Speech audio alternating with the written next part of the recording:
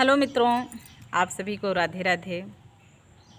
और आप सभी को मैं बताना चाहती हूँ कि मेरा यूट्यूब चैनल है सुषमा दुबे ऑफिशियल, जिस पर कि हमारा गीत उसी पर जाता है। तो आप लोग हमारे चैनल से ज़रूर जुड़े रहें। जो लोग नए हैं वो चैनल को सब्सक्राइब ज़रूर कर लें।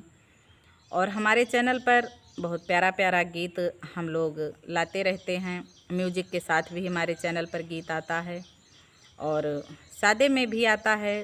तो आप लोग हमारे गीतों को एक बार पूरा ज़रूर सुनिए और जैसा भी आप लोग को हमारा गीत लगे आप लोग कमेंट में ज़रूर बताएं। और ये भी बताएं कि आप लोग को कौन सी गीत पसंद है। आप लोग अवधी गीत से ज़्यादा प्रेम रखते हैं कि भोजपुरी से कि फिल्मी से, कैसा गीत आप सभी को पसंद है आप लोग ज़रूर बताएं।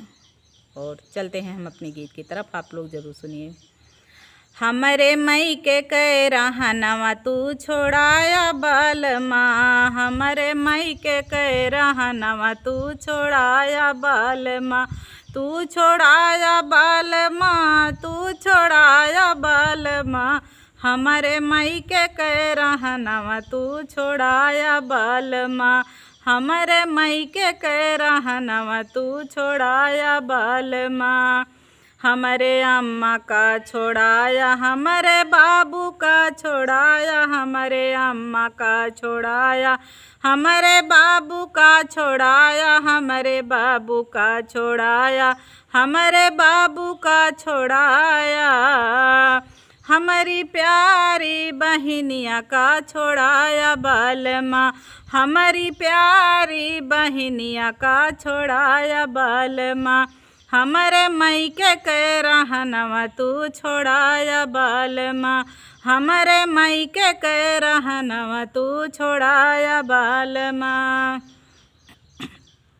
हमारे भैया का छोड़ाया, हमारे भाभी का छोड़ाया, हमारे भैया का छोड़ाया, हमारे भाभी का छोड़ाया, भाभी का छोड़ाया, हमारे भाभी का छोड़ाया, हमारे कोरवा के भतीजवा तू छोड़ाया बालमा, हमारे कोरवा के भतीजवा तू छोड़ाया बालमा, हमारे मई के कह रहनवा तू छोड़ाया बालमा, हमारी सखिया का छोड़ाया, हमारे सहेलरी का छोड़ाया, हमारी सखिया का छोड़ाया, हमारी सहेलरी का छोड़ाया, हमारे गलिया कह रहनवा तू छोड़ाया बालमा, हमारे गलिया कह रहनवा तू छोड़ाया बालमा, हमारे मई के कह रहनवा तू छोड़ाया बालमा, हमारे मई के कह रहनवा तू छोड़ाया बालमा। मित्रों, आप सभी को राधे राधे।